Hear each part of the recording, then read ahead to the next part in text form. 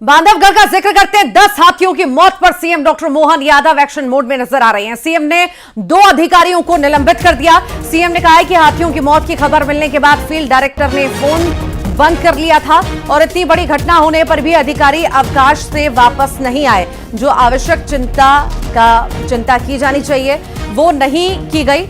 इस लापरवाही के लिए फील्ड डायरेक्टर को निलंबित किया गया है। साथ ही सीएम ने प्रभारी एसीएफ को भी निलंबित कर दिया है।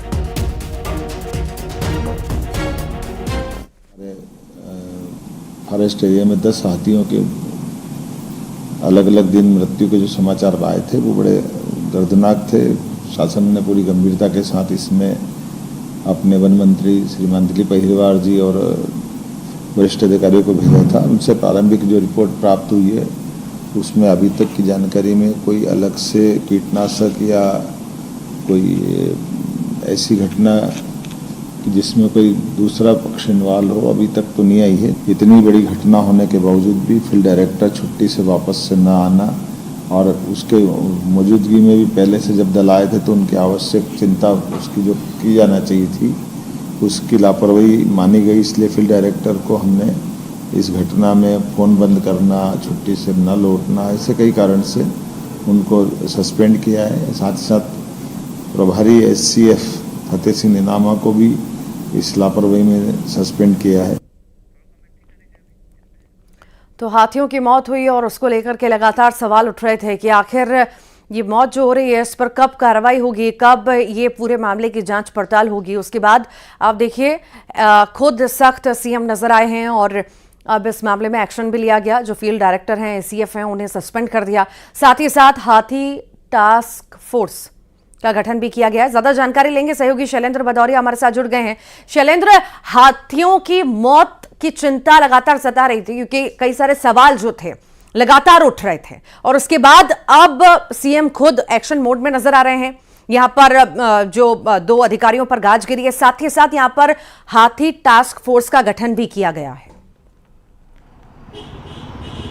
बिल्कुल आपने ठीक कहा। जिस तरीके से उमरिया के बांधवगढ़ में एक के बाद एक 10 हाथियों की मौत हुई और उसके बाद प्रशासन जो है वो अलर्ट मोड पर था और जिस तरीके से वन राज्य मंत्री और तमाम जो अधिकारी हैं, एक्सपर्ट्स हैं, उनको मौके पर भेजा था। ग्रामीणों से बात हुई, कई तरह की और जानकारियां जुटाई गई। उसमें प्रारंभिक रिपोर्ट जो आई उसमें ये भी पता चला है कि कोई कीटनाशक या कोई जहरीला पदार्थ खाने से उनकी मौत नहीं हुई है, बल्कि उनकी मौत किसी और अन्य कारणों से हुई। उसकी जांच जो है अभी चल रही है। उसकी विस्तृत रिपोर्ट आने के बाद ही खुलासा हो पाएगा कि हाथियों की मौत कैसे हुई। देर रात जिस तरीके से मुख्यमंत्री डॉक्टर मोहन यादव ने वन विभाग के तमाम अधिकारी और एक्सपर्ट्स के साथ एक बैठक की थी और बैठक के बाद प्रथम दृष्टया जो रिपोर्ट सामने आई थी 24 घंटे के अंदर, उसमें ये पता चला था कि एसीएफ और इसके अलावा फॉरेस्ट के जो अधिकारी हैं उनकी तरफ से लापरवाही बरती गई है। एक हाथी की जब मौत हुई उसके बाद वो लोग नहीं चेते और एक एक करके 10 हाथियों की मौत हो गई। और केवल हाथियों की मौत नहीं हुई बल्कि अपने साथियों की मौत से कुछ गुस्साए हाथी जो है वो ग्रामीण इलाकों में भी प्रवेश कर गए थे, जहां उन्होंने 3 लोगों को कुचल दिया था, जिसमें 2 लोगों की मौत भी हो गई थी। तो यही कारण है कि मध्य प्रदेश की सरकार और डॉक्टर मोहन यादव जो है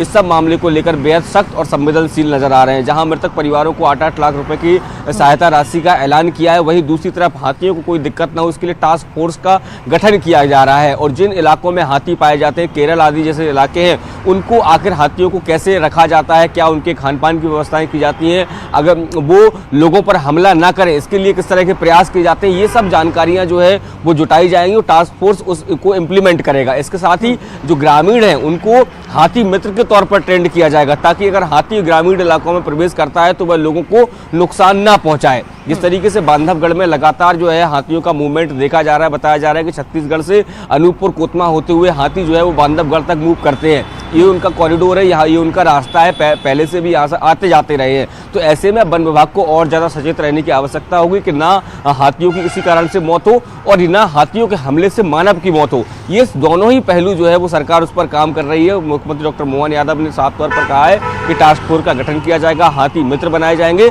ताकि दोनों चीज़ों को, चाहे वह वन्यजीव हो या फिर मानव जीवन हो, दोनों को सुरक्षित बचाया जा सके। जी ठीक, बहुत बहुत शुक्रिया फिलहाल शैलेंद्र जानकारी को साझा करने के लिए। और चलिए अब आगे बढ़ेंगे, छिंदवाड़ा का जिक्र करेंगे। घड़ी चोरी के आरोप